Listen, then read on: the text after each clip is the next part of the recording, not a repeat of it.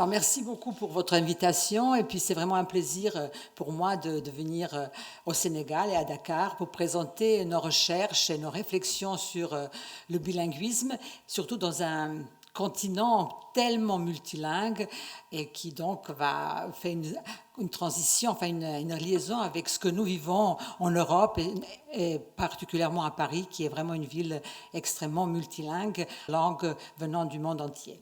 Alors, je vais essayer de retrouver ma présentation. Donc, voilà, donc j'ai pas besoin de me présenter davantage. Et comme Monsieur Bonardi a déjà donné quelques définitions du bilinguisme, je vais continuer juste pour dire ce que vous savez déjà, que définir un bilingue et le bilinguisme, c'est assez complexe, mais donc on peut aussi parler de plusieurs choses. Alors, c'est l'utilisation, on pourrait dire de façon plus générale, l'utilisation en alternance de deux langues ou plus par un même individu, quel que soit le niveau et quelle que soit la paire de langues. Et ça, c'est un point que vraiment vous connaissez et qui est très important à souligner, quelles que soient les paires de langues. Donc, quand on parle de bilinguisme, je vais surtout parler de bilinguisme individuel, donc pour l'individu qui maîtrise deux ou plusieurs langues. Ou encore, c'est la capacité de parler, de se faire comprendre dans deux ou plusieurs langues. Donc, ne pas avoir toutes les capacités, à tous les niveaux des langues, mais pouvoir aussi parler et se comprendre. Maîtriser d'au moins une compétence dans plusieurs langues, lire, écrire, parler dans une autre langue. Donc, conditions et niveaux donc, de maîtrise des langues rendent la définition complexe. Ça, vous le savez, mais bon, c'est pas tout mal de le répéter. Donc, il est nécessaire aussi de préciser, pour arriver à ce que vous avez déjà dit, qu'il n'existe pas de bilingue parfait. Donc, il faut savoir est-ce qu'il s'agit de la perception ou de la production. Donc, il y a des gens qui comprennent très très bien, mais qui n'arrivent pas très bien à parler. Et le contraire, il y a des gens qui arrivent tout à fait à bien s'exprimer, mais pas toujours. Et j'ai rencontré des gens qui parlent mieux qu'ils ne comprennent. Il y a tas de choses différentes dans ce niveau. Donc, est-ce qu'il s'agit d'un bilinguisme précoce ou tardif? Donc, ça, on sait de point de vue psycholinguistique et pédagogique que ça peut avoir quelquefois des conséquences par rapport à la maîtrise des langues, avec l'idée que ceux qui ont appris les deux langues précocement et qui les utilisent en permanence, ils vont avoir un niveau de maîtrise un peu plus meilleur que ceux qui ont appris une seconde langue plus tardivement et pas finalement à tous les niveaux. Donc à ce niveau aussi, la définition n'est pas tout à fait finie. Le niveau de performance, est-ce que c'est un bilinguisme équilibré ou un bilinguisme à dominance d'une langue? Et c'est souvent le cas, quelles que soient les conditions et quel que soit l'individu. À un moment donné, on a toujours une langue qui domine l'autre. Et ça dépend aussi, comme vous avez dit, par rapport à différents contextes. On peut être très très bon dans tout ce qui est compétences et compréhension et production dans un domaine familial et puis avoir une compétence très très poussée dans un domaine professionnel et pas dans d'autres domaines de la langue seconde. Alors, par rapport à ce bilinguisme, il y avait, comme vous avez dit, comme M. Bonardi a dit, une évolution. Donc, au début, et donc ça c'est un grand linguiste américain des années 30 qui disait, donc c'est un bilingue, c'est vraiment quelqu'un qui a des compétences dans chacune des langues comme un natif, avec l'idée que voilà, c'est comme deux monolingues de la même personne.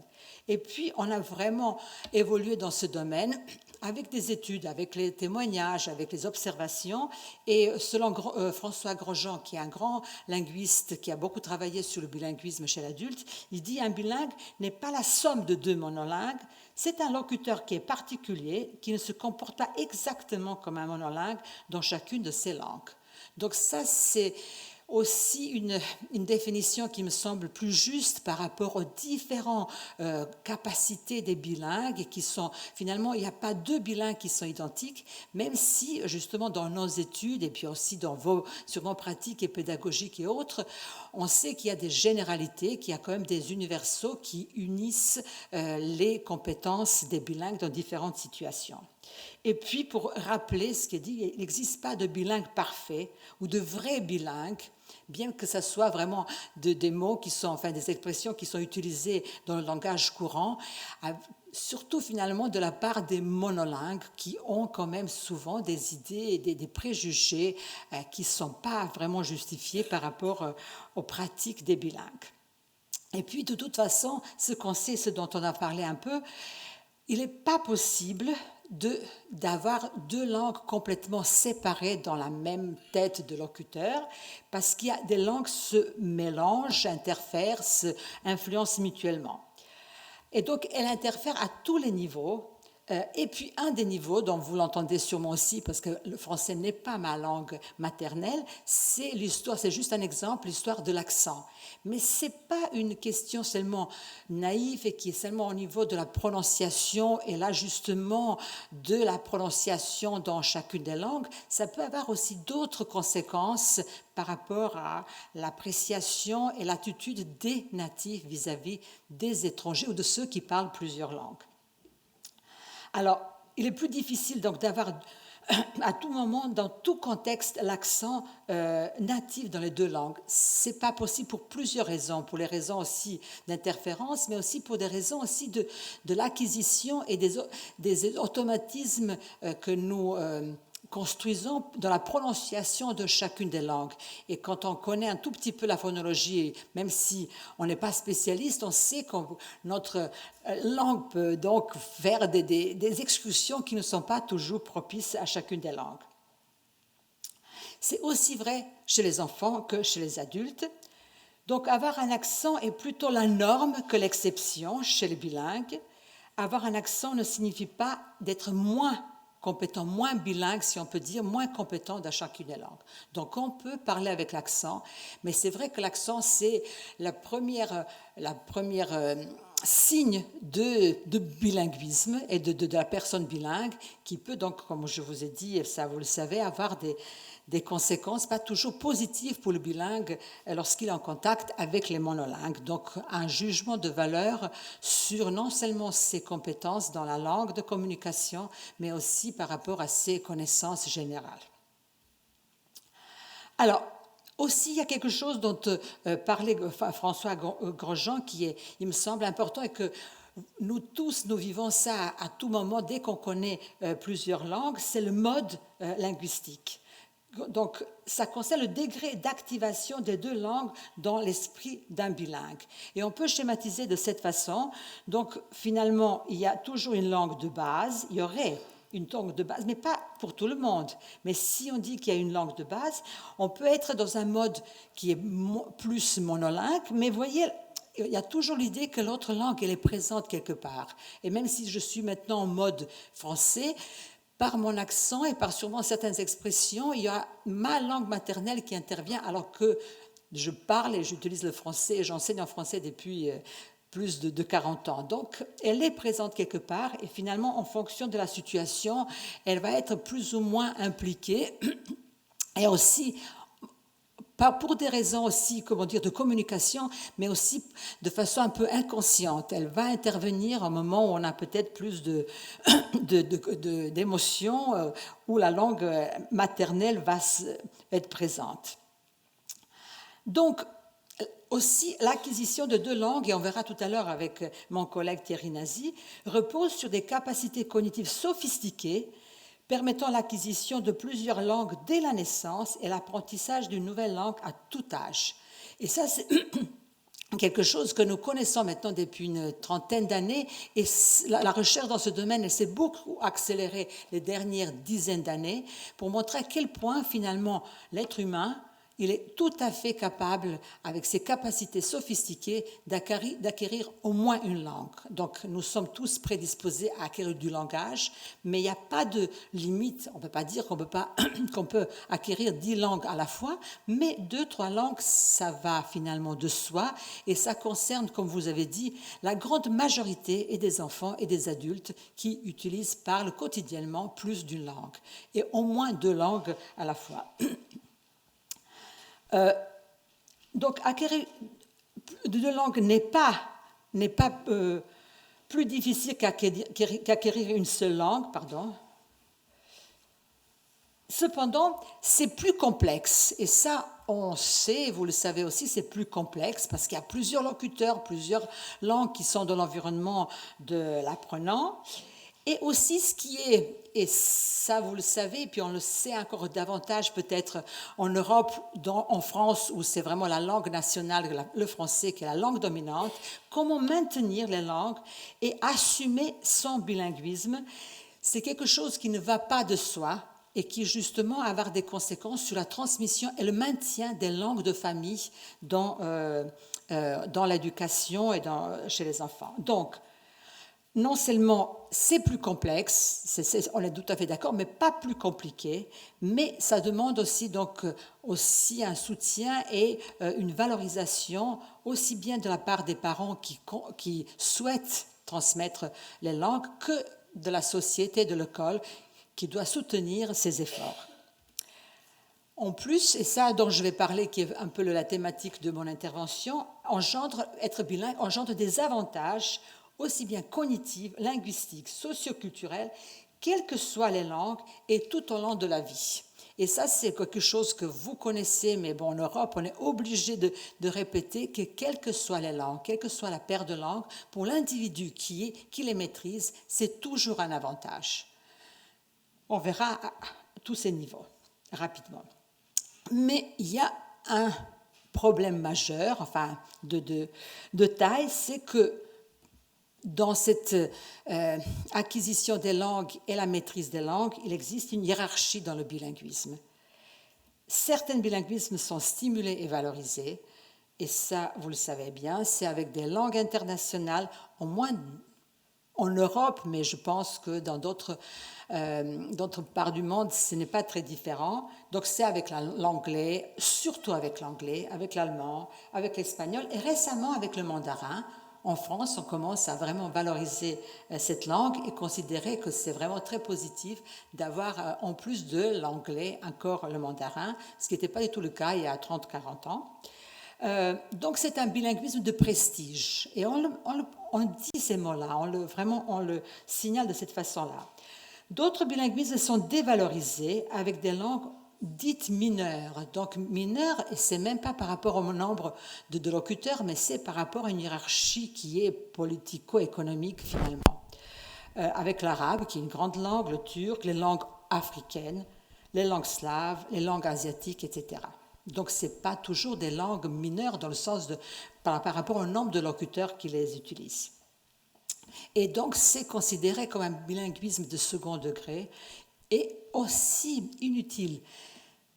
Bien les expressions produites par les enseignants, mais quelquefois aussi par les locuteurs eux-mêmes, tellement sous cette emprise de la société qui considère que pour être utile comme si une langue était uniquement un outil, sans parler qu'elle transmet aussi la culture, les émotions et la tradition de ces différents peuples. Alors, dans cette hiérarchie des langues, finalement, cette hiérarchie n'est pas du tout justifiée, ni linguistiquement, ni culturellement. Il n'y a pas des langues qui ont moins de valeur que d'autres.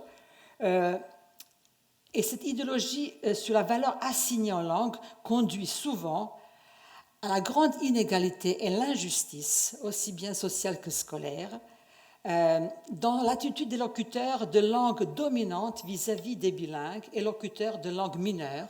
Donc ce sentiment et cette attitude de supériorité parce qu'on est bilingue en français et anglais alors qu'on est moins bilingue avec français, wolof ou doulala.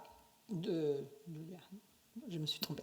Alors, aussi, les bilingues eux-mêmes, ils se font finalement une autocensure vis-à-vis de la langue familiale si elle est considérée comme langue mineure. Et souvent, donc, en France, on entend des Africains qui vivent en France dire « mais non, je ne parle pas une langue, c'est un dialecte », avec l'idée que le dialecte, c'est moins qu'une langue, alors que c'est absolument pas vrai, vous le savez encore mieux que moi, que les langues il y a des centaines de langues différentes en Afrique, et donc ce sont des langues et pas dialectes, même de point de vue linguistique et autres. Alors, voilà, donc le bilinguisme français-anglais a une approbation totale, alors que le bilinguisme franco-arabe peut considérer, ou par exemple, ou dévaloriser. Donc ça crée deux catégories de bilingues, ceux d'élite ou le bilinguisme de masse. Et pour ce dernier, l'abandon de la langue de la famille au profit de la langue de scolarisation ou d'intégration et de la réussite scolaire. Donc c'est vraiment toujours aller dans le sens de promouvoir les langues dominantes au détriment des langues mineures. Et on parle en sociolinguistique de bilinguisme soustractif, donc il y en a un qui va par rapport au bilinguisme additif. Aussi, ça conduit à des ruptures dans la transmission des langues. Donc, on sait que les langues sont étroitement liées à la culture, par rapport à la tradition, le lien avec les pays des parents, et même en Occident, en France, ça peut faire vraiment des grandes fractures au niveau des familles. Les familles qui ne parlent pas très bien le français, dans la famille où on continue à parler la langue du pays d'origine, et de l'autre côté, les enfants qui apprennent que le français, et donc il y a vraiment des problèmes de communication à l'intérieur de familles, avec toujours l'idée que la langue de la société, le français, est une langue dominante avec des valeurs supérieures à la langue parlée à la maison. Alors, parlons maintenant des avantages, et des avantages qui sont nombreux. Donc, je vais donner quelques exemples avec quelques études, juste pour finalement signaler l'aspect scientifique et finalement des résultats qui vont vraiment dans le sens des avantages, à telle sorte qu'à un moment donné, depuis une vingtaine d'années, on avait publié tellement d'articles sur les avantages du bilinguisme que certains chercheurs ils ont essayé de un peu analyser la publication de ces articles en disant mais les revues scientifiques donc spécialisées préfèrent publier les articles qui montrent les avantages par rapport à d'autres qui ne montrent pas les avantages. Donc il y avait aussi un peu les mouvements dans le monde scientifique par rapport à cette affluence d'articles qui montrent les avantages. Peut-être qu'il y a quelques biais de publication qui peut-être qui vont en faveur de cette idée de montrer les avantages, mais je pense que c'était nécessaire par rapport à une période très très longue où on a essayé et montré, mais pas avec des données scientifiques, que avoir deux langues, c'était vraiment néfaste, que c'était un désavantage, que ça va empêcher les enfants à s'intégrer dans les écoles et de conduire leur scolarité de façon positive. Donc peut-être qu'on a un peu exagéré, mais peut-être pas au niveau des données scientifiques, mais un peu privilégié ces articles. Mais toujours est-il, si ce n'est pas toujours un avantage majeur par rapport aux monolingues, ce n'est jamais un inconvénient, ce n'est jamais un handicap. Et ça, c'est quelque chose qu'il fallait passer dans la communauté et éducative et scientifique afin que ce comportement, ces acquisitions soient valorisées, soient au moins jugées et étudiées à leur juste valeur. Donc, ne pas considérer le bilinguisme comme un handicap. Alors, donc, pratiquement tout le monde est convaincu que c'est des avantages du bilinguisme, mais la question est toujours de savoir, et ça revient à ce que j'ai dit, peut-être je répète, est-ce que tout le bilinguisme est avantageux? Est-ce que bilingue Wolof-français ou Wolof-Peul est aussi avantageux pour l'individu qui maîtrise ces langues qu'être bilingue français-anglais?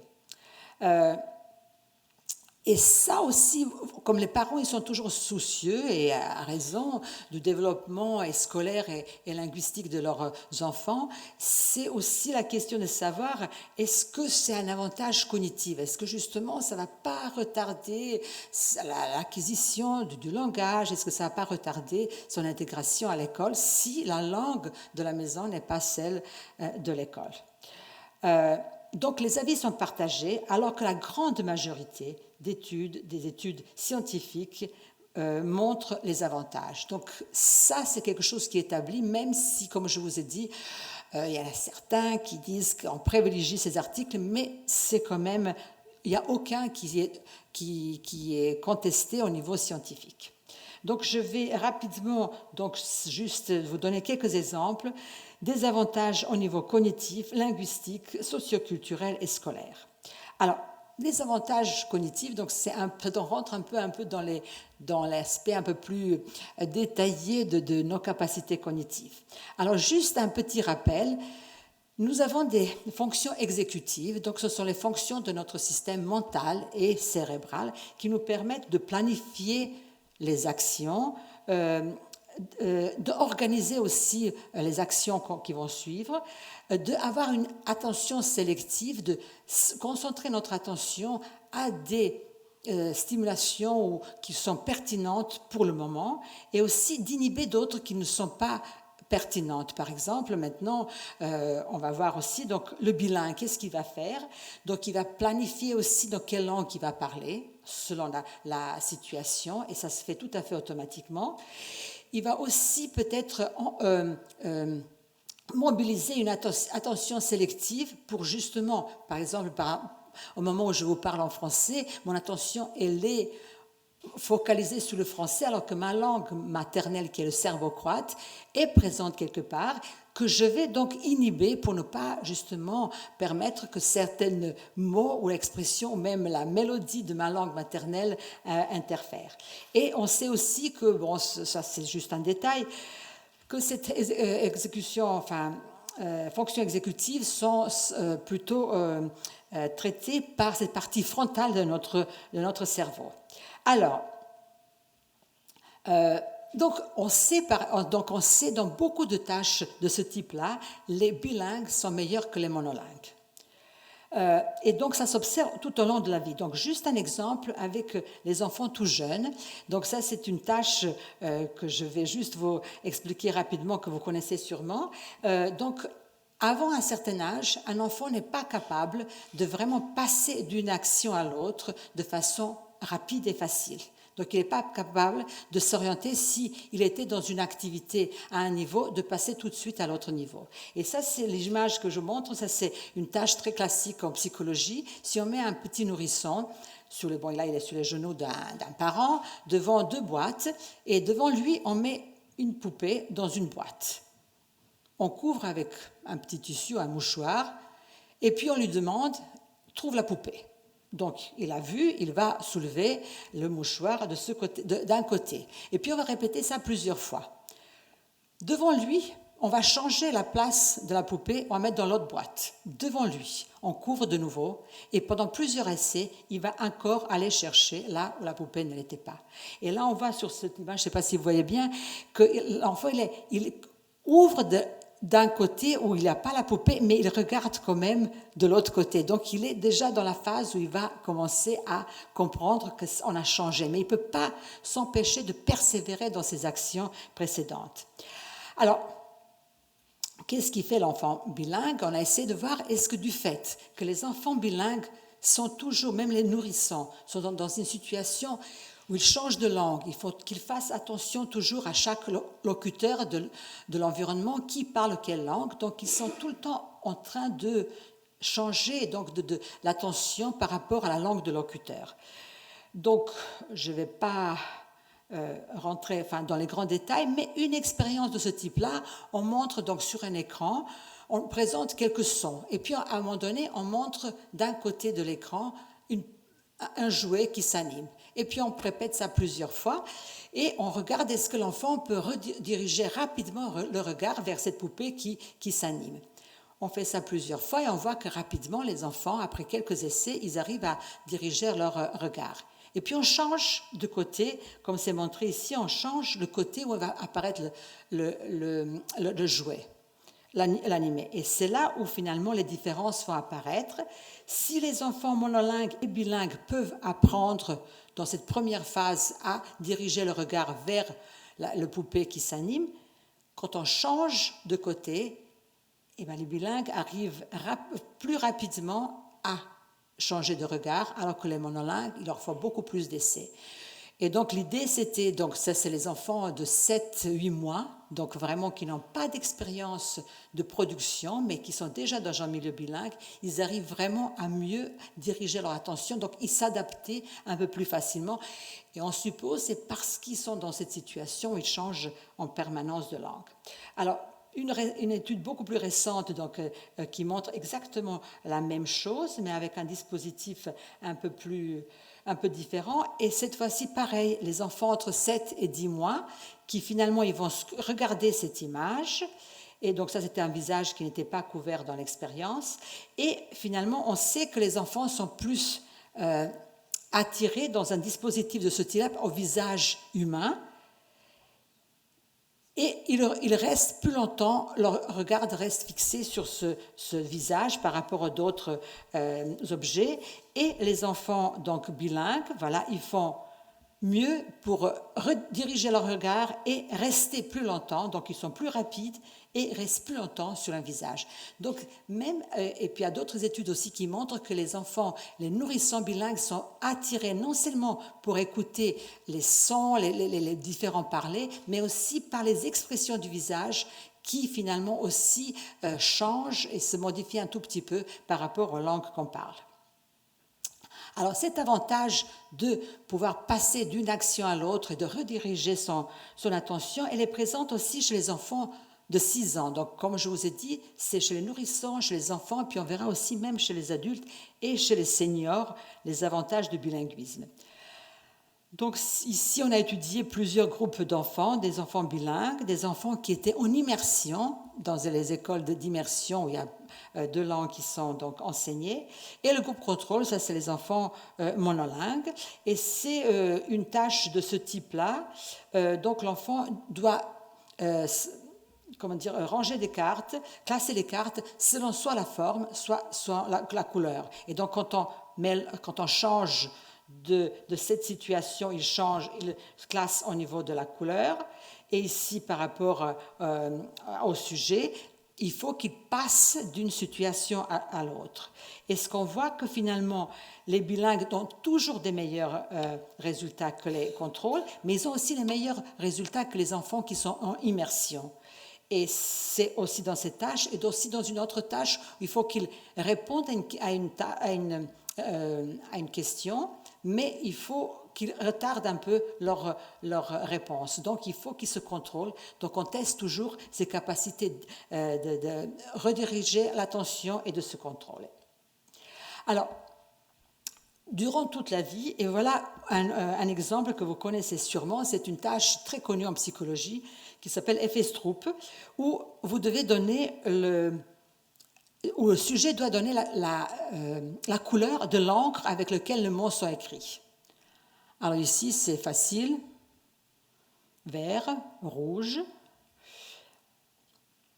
bleu, jaune. Mais ça devient plus difficile lorsqu'ils doivent dire vert, jaune, bleu, jaune, bleu et rouge. Donc cette tâche demande finalement une attention particulière et finalement on prend plus, c'est plus difficile, ça prend un peu plus de temps pour donner la couleur de l'encre lorsque le mot qui est projeté désigne une couleur et que c'est en contradiction avec la couleur elle-même.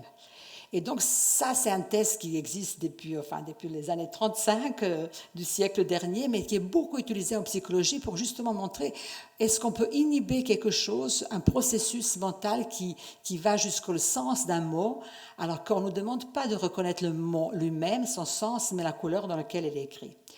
Et c'est une tâche qu'on utilise beaucoup donc avec les différents types de groupes de sujets et avec les bilingues et monolingues. Et on voit que finalement les bilingues, donc ici c'est le temps de réponse, ils sont meilleurs, ils sont plus rapides pour donner la réponse sur la couleur de l'encre que les monolingues. Et donc les jeunes sont meilleurs que les plus âgés. Ce qui veut dire que finalement, ils arrivent à contrôler, à inhiber le sens du mot pour uniquement se concentrer à la couleur. Et donc, ça va toujours dans ce sens que les bilingues doivent toujours utiliser ces capacités pour finalement vivre et puis bon, se comporter dans ce monde qui est plurilingue. Alors, les avantages linguistiques, ça vous les connaissez, il y en a de toutes sortes et on parlera aussi de la métalinguistique, mais il y a aussi quelque chose qui est quelquefois considéré finalement comme un handicap, comme un signe de confusion, c'est le fait de, comme on appelle le code switching ou mixing, l'alternance de codes.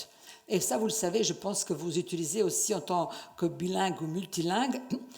Avec d'autres bilingues ou multilingues, on mélange un peu les langues. On met des mots, donc soit on commence une phrase on commence et puis on rajoute d'autres mots ou expressions de la deuxième langue avec un locuteur bilingue des mêmes langues, ou alors on met un mot qu'on ne connaît pas dans cette langue.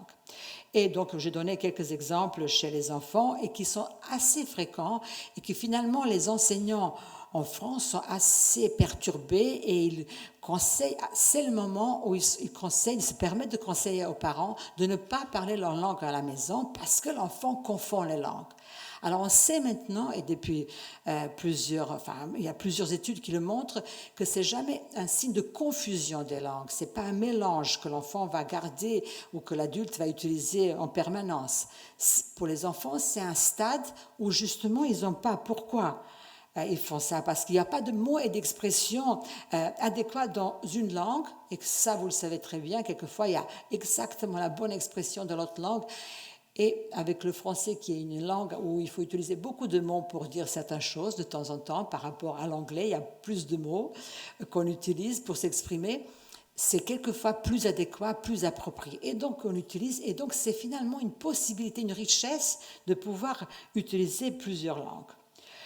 Et puis, en fonction du contexte, avec d'autres bilingues, par habitude aussi, et ce qu'on sait, c'est que ce code switching se passe pas n'importe comment, et c'est pas à n'importe quel moment de la phrase. Donc l'enfant, quand il fait ça, parce qu'il ne connaît pas toujours toutes les traductions de chaque mot, il le fait aussi avec une grammaire, une structure qu'il a déjà bien acquis. Et donc, il se permet de faire ça, et c'est finalement la possibilité, l'opportunité d'utiliser plus qu'une langue pour s'exprimer. Donc, c'est quelque chose qui est considéré comme un handicap, c'est finalement un avantage.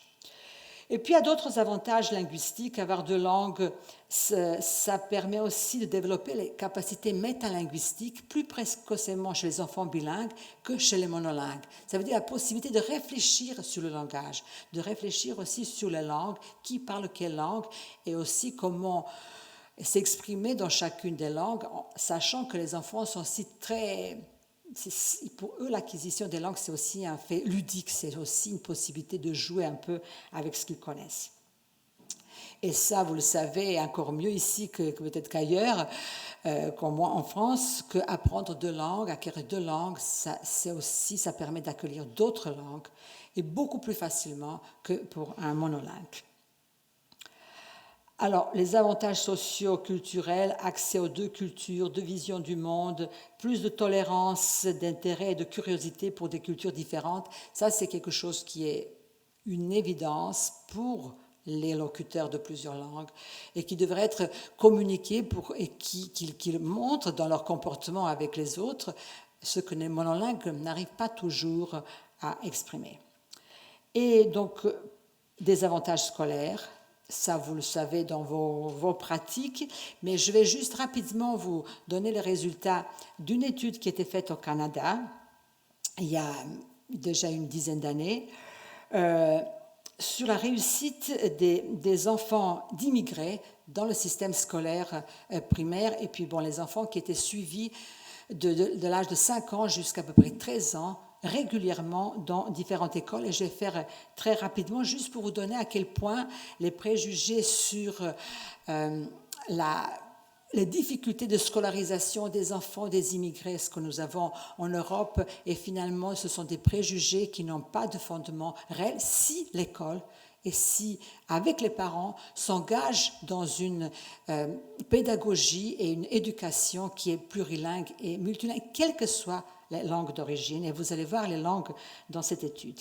Alors, rapidement, donc, c'est pas publié par Linda Siegel et son équipe, donc une étude longitudinale. Et le but est de dépistage dès 5 ans, déjà des enfants avec des difficultés d'apprentissage, comme les enfants dyslexiques, tester tous les ans les capacités de lecture, de la phonologie, d'épellation, mais aussi les mathématiques, la langue parlée et la mémoire. Donc, les capacités langagières par rapport à l'anglais, mais aussi les mathématiques et d'autres, la langue parlée et la mémoire. Et donc, ici, on a présenté juste les résultats au niveau 7, donc à 13 ans, alors qu'ils étaient suivis depuis l'âge de 5 ans, dans 30 écoles de Vancouver, 1000 enfants, sachant que la majorité des écoles au Canada sont publiques. Et parmi ces enfants qui étaient donc testés, il y avait 20%, ce qui est tout à fait la proportion des enfants, au moins dans la région parisienne, entre 20 et 40% des enfants qui ont une autre langue que le français. Et là, c'était 20% d'enfants qui sont rentrés en CP, donc en premier niveau, sans connaissance de langue. Donc ça, c'est les English Language Learners. Alors, voilà les langues qui étaient parlées par les enfants dans ces différentes écoles. Donc, je crois qu'il y en a plus de 20, donc de différentes familles linguistiques. Et voilà juste quelques résultats. À 13 ans, donc on constate déjà que les enfants de l'étude font des progrès considérables après une bonne prise en charge et une bonne instruction. Donc, avec aussi la valorisation de ces langues. Jamais dans ces écoles, les pédagogues n'ont pas demandé aux parents de ne pas parler leur langue. Au contraire, ils ont valorisé donc l'utilisation de ces langues. Le pourcentage de dyslexiques a diminué et les enfants qui ne parlaient pas l'anglais en rentrant à l'école atteignent le niveau à l'écrit des natifs anglais et souvent, ils les dépassent. Donc non seulement qu'ils sont aussi bons, et vous allez voir avec le résultat fait par les chercheurs anglophones canadiens. Donc voilà, lecture donc au grade 3, donc c'est après 3 années d'école. Donc vous voyez, anglais, on avait regroupé par famille linguistique les élèves, donc farsi parce qu'il y avait beaucoup d'Iraniens, les langues de Chine et puis les langues romanes. Et donc vous voyez, les Anglais, ils sont pas toujours au niveau, mais les autres sont pratiquement meilleurs dans toutes les, ou au moins égales aux natifs. Lecture de mots pendant 1 minute, ça c'est aussi une tâche, donc on voit que les bilingues, ceux qui ont une autre langue sont meilleurs. Lecture de pseudomots, qui est aussi un test important. Épellation en grade 2. Et donc, vous voyez que jamais ils étaient dans une situation d'un niveau inférieur au natif. Alors, quelle était la conclusion de l'étude ? Il est possible d'identifier d'abord les enfants à risque dès la maternelle. Il est possible, avec une éducation appropriée, de les amener, la plupart des enfants, à un bon niveau de littératie, donc de l'acquisition de l'écrit. Les apprenants de l'anglais langue 2 peuvent atteindre le niveau en anglais des natifs et beaucoup parmi eux sont meilleurs en lecture, épellation, tâches de phonologie que les anglais natifs. Donc, il y a des études qui paraissent dans ce domaine et surtout aussi larges, aussi détaillées et aussi longitudinales, et je pense que c'est important de les rappeler. Et pour finir, donc j'ai une petite blague. Donc voilà, même dans ce monde, c'est une époque où il faut absolument être bilingue. Voilà, merci pour votre attention.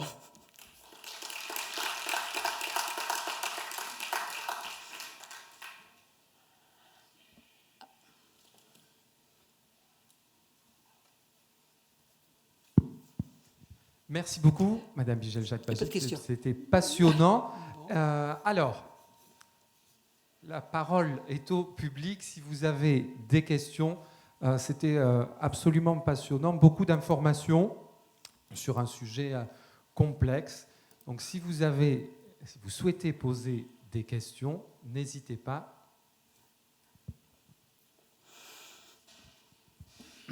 Bonjour. Merci beaucoup pour cette présentation extrêmement intéressante. Alors, elle a suscité beaucoup de questions. Hein. J'en ai noté 7, mais je vais en poser 3. Alors, il y en a une. Je vais commencer par peut-être les plus simples. Vous avez beaucoup parlé des avantages. Et vous avez aussi pas mal parlé des enfants. Et donc, je me demandais juste, en fait, pour essayer de bien comprendre, si jamais ces avantages, à un moment donné, vous avez dit que les avantages perdurent jusqu'à l'âge adulte, mais est-ce que les avantages sont les mêmes si jamais l'acquisition se fait à l'âge adulte, l'acquisition de la deuxième langue? Et aussi, ce sont des avantages des bilingues par rapport aux monolingues, mais est-ce qu'on trouve également des différences, à tout hasard, hein, entre ceux qui parlent plus de 2 langues et les bilingues? Alors, par rapport à la première question, donc, on peut apprendre une seconde langue à n'importe quel âge. Il est évident, et ça vous le savez, que les processus d'acquisition, d'apprentissage, ils seraient différents quand on dépasse un certain âge. Et on dit qu'il y a un âge critique. Pour certains, c'est avant 3 ans, ou c'est plus difficile. Pour certains, c'est après 7 ans, au moment où il y a des grands aussi changements cognitifs et linguistique. Donc, c'est possible, on ne sait pas exactement, mais on suppose que quand même l'apprentissage d'une seconde langue plus tardivement va reposer sur d'autres mécanismes. Et donc, ça va être peut-être un peu plus laborieux, mais aussi cet apprentissage va être plus explicite. Ce que dans l'acquisition des langues simultanément, on n'apprend pas aux enfants à parler, on parle avec eux. Les parents, ils sont pas des éducateurs, enfin ils sont éducateurs, mais ils ne sont pas enseignants de langue. Donc ça peut être plus difficile, mais c'est jamais impossible. Donc il y a des motivations qui vont jouer peut-être un rôle plus grand chez les plus âgés, mais de l'autre côté, ils ont des connaissances métalinguistiques justement conscientes qui peuvent aussi appliquer dans l'apprentissage de la seconde langue. Après, donc au niveau de l'accent, il y aura sûrement des difficultés, des signes de l'apprentissage plus tardif, parce que l'accent de la langue maternelle va influencer l'accent de la seconde langue. Mais on sait aussi que ce n'est pas seulement dans un sens. Aussi, pour les bons locuteurs de seconde langue, la seconde langue peut aussi influencer la première langue. Donc, ce n'est jamais impossible, mais c'est un peu différent et ça peut être un peu plus difficile. Et la deuxième question, c'était par rapport à la troisième langue. Donc, à ce niveau, on n'a pas encore beaucoup d'études. On a beaucoup plus d'observations et des expériences où les parents, les éducateurs et dans les écoles internationales, on nous dit si les enfants ils ont déjà 2 langues, c'est beaucoup plus facile la troisième langue. Et pour beaucoup aussi de locuteurs à part le monde, donc qui ne se limitent pas pour des raisons de contexte seulement à 2 langues. Mais on n'a pas peut-être assez encore d'études pour dire comment faire, quel processus utiliser, quelles sont les pédagogies meilleures, à ma connaissance. Merci. Et du coup, dernière question, pour pas faire long, je ne vais pas monopoliser le micro, mais donc est-ce qu'il y a également ça touche un petit peu à ce par quoi vous avez fini, en termes d'apprentissage, donc même pour l'apprentissage bilingue. Justement, vous avez parlé des parents, il apprend à la maison, par rapport aux adultes qui peuvent apprendre via d'autres mécanismes.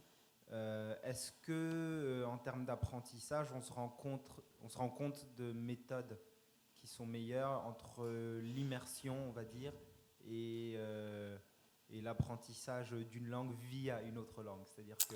Alors ça, je ne suis pas grand spécialiste de la pédagogie des langues, donc je ne saurais pas vous répondre vraiment de façon juste à cette question. Donc c'est vrai que on peut s'appuyer, mais bon, on sait par rapport à l'apprentissage du français en France chez des enfants qui ont une autre langue, si les enseignants se donnaient un tout petit peu de mal et si essayaient un peu juste de mettre en valeur leur langue maternelle. Et on parle aussi de quelque chose que peut-être M. Jomon va en parler, de translanguaging. Ça veut dire que les éducateurs, par exemple en français, en France, parce que c'est la langue de l'école, peuvent de temps en temps, avec les enfants qui ne maîtrisent pas encore le français, mais ça c'est avec vraiment les petits, parce que l'école maternelle, après l'école primaire, c'est autre chose. Ils peuvent introduire les mots, quand ils regardent ensemble, je ne sais pas, un imagier où il y a des images, l'enfant il dit mais non, c'est pas un lapin, il dit autrement dans sa langue.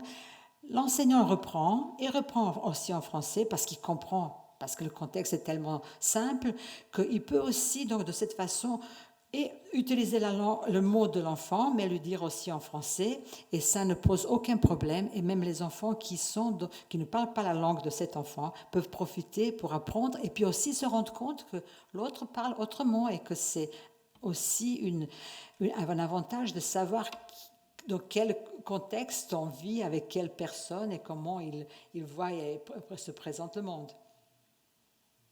D'où le côté ouverture aussi. Absolument. D'autres questions?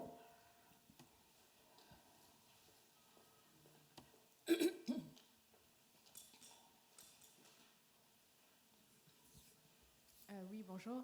Alors, moi, j'avais une question sur le code switching. Donc, vous parliez de passer d'une langue à l'autre. On a souvent entendu qu'il fallait, pour deux parents, par exemple, qui parlent deux langues à la maison, pour que le parent qui parle une langue reste toujours dans cette langue et qu'il ne passe pas dans l'autre. Sauf que, bon, souvent, ça peut être, l'environnement ou d'autres choses, ou voir que l'enfant perçoit certaines notions dans une langue, donc il va changer dans la langue dans laquelle l'enfant se sent à l'aise. Est-ce que c'est toujours... est-ce qu'il y a eu des études là-dessus, ou est-ce qu'il faut vraiment... On peut changer comme ça, ou est-ce qu'il faut vraiment se maintenir sur la langue du père et ne pas changer dans la langue de la mère, par exemple? Oui, ça c'était. Enfin, vous avez raison de soulever cette question, parce que c'était tout à fait. Ça pose toujours des problèmes aux parents.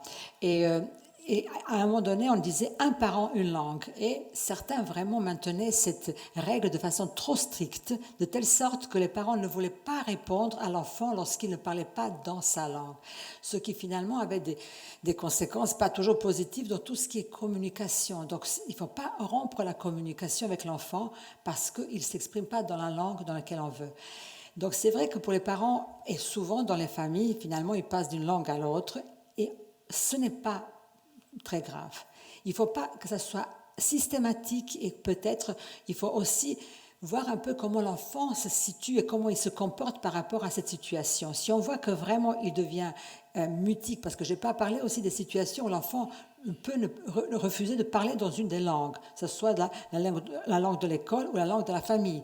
Donc on appelle ça le mutisme sélectif, ça vous le savez.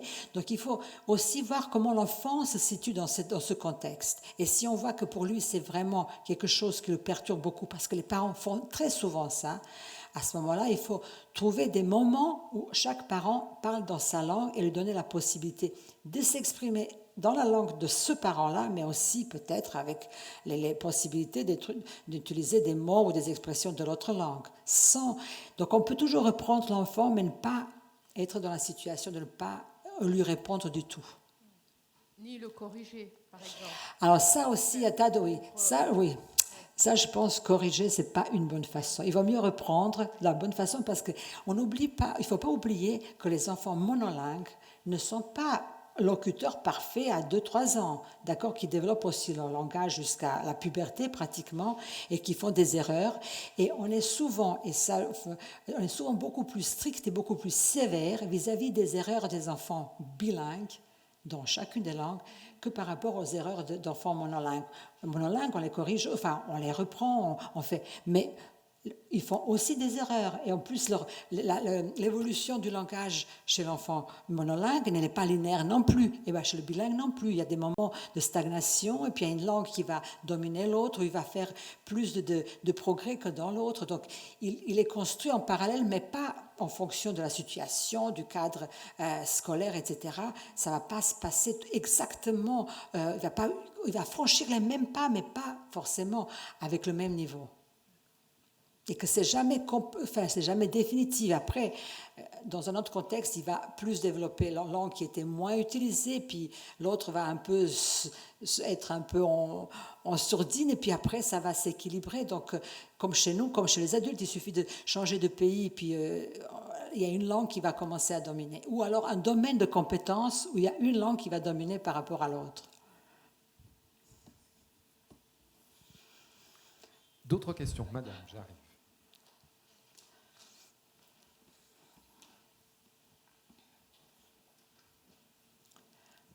Oui, bonjour.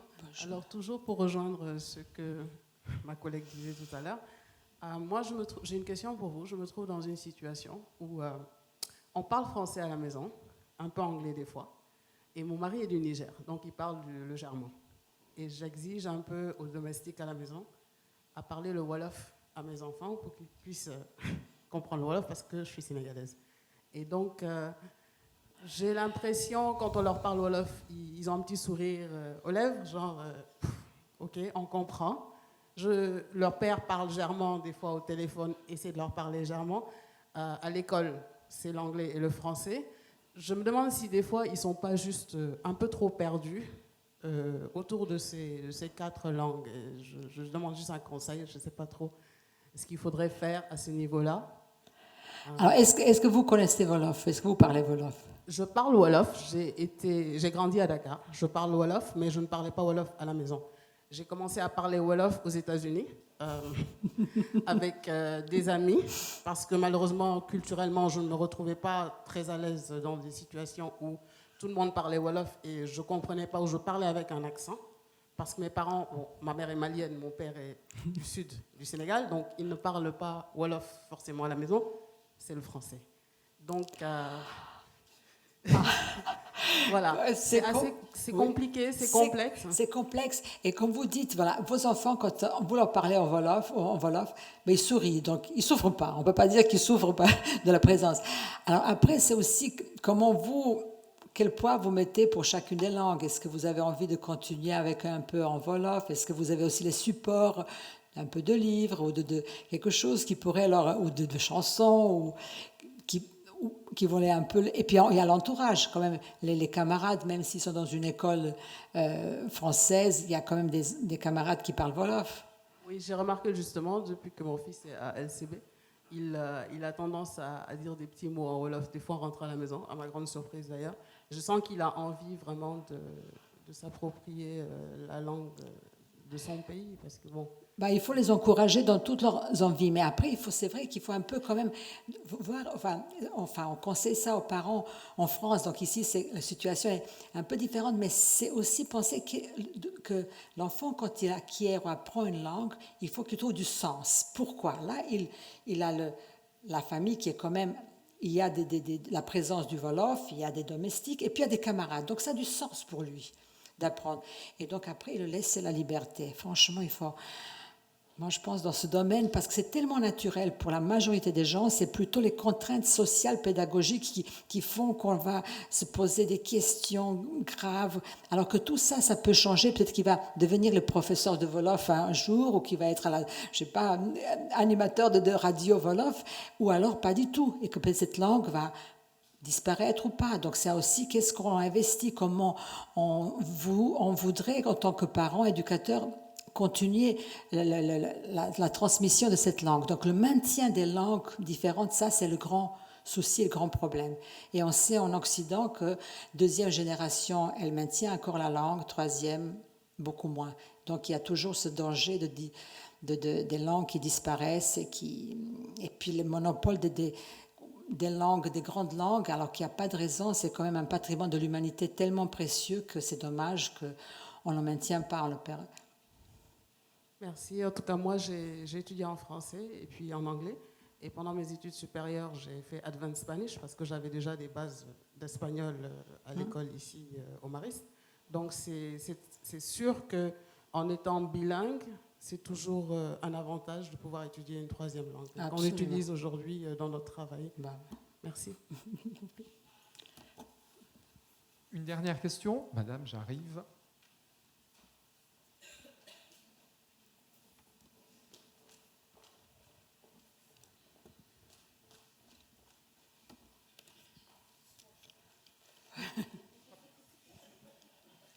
Bonjour madame, je vous remercie pour votre excellente communication. J'ai vraiment adoré toutes les parties. Merci.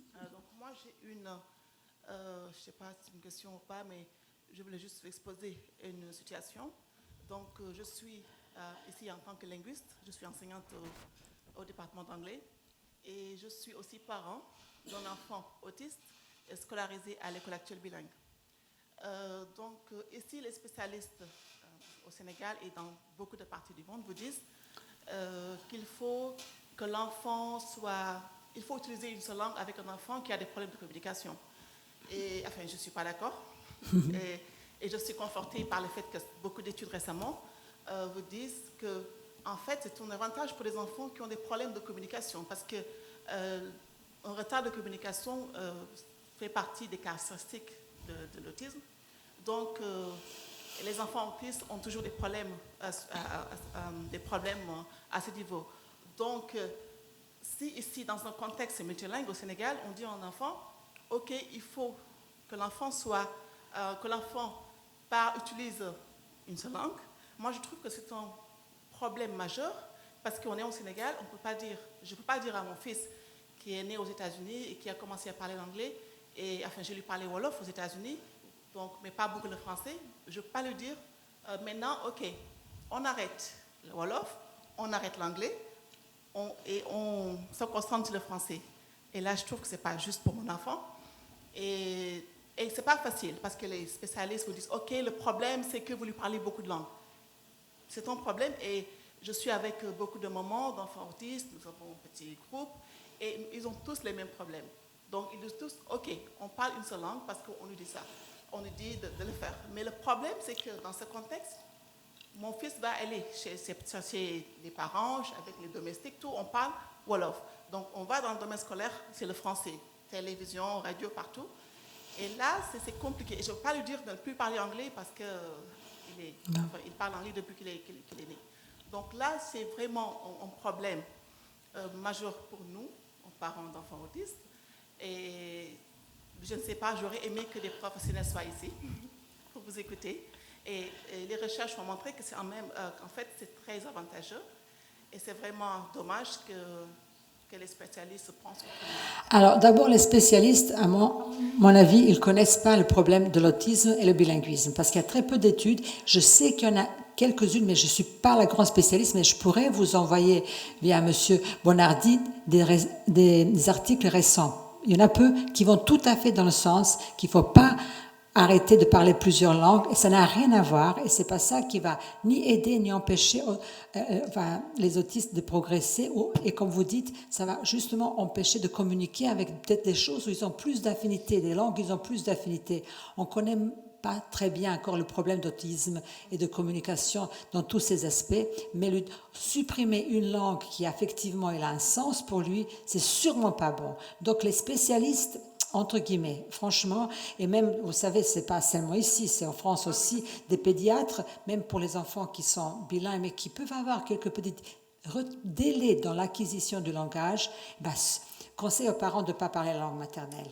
Mais quand c'est une langue comme ça, ils ne disent pas aux ceux qui ont une langue maternelle anglaise. D'accord? Donc, il y a quand même une hiérarchie qui existe toujours. Et donc, ça, il faut ne pas écouter. Il faut aussi suivre votre intuition et puis avec les personnes qui sont dans la même situation, vraiment stimuler plutôt toutes les langues possibles. Et puis, voir qu'est-ce que l'enfant préfère dans tout ça. Donc, quoi? Et donc, peut-être insister à ce moment-là par rapport à cette langue ou les deux langues, mais ne pas écouter qu'il faut supprimer. Ça n'a rien à voir avec l'autisme. Et ça n'a jamais été montré que c'était mauvais pour les autistes comme pour les autres. Merci de me conforter. Franchement, et puis je vais essayer de trouver ce que je connaissais un peu, parce que je connais pas tous les domaines, et puis vous envoyer pour vous communiquer. Merci beaucoup. Merci beaucoup. Merci à nouveau, Madame Pijel-Jacques-Babic. Est-ce que je laisse mon ordinateur? Je laisse l'ordinateur.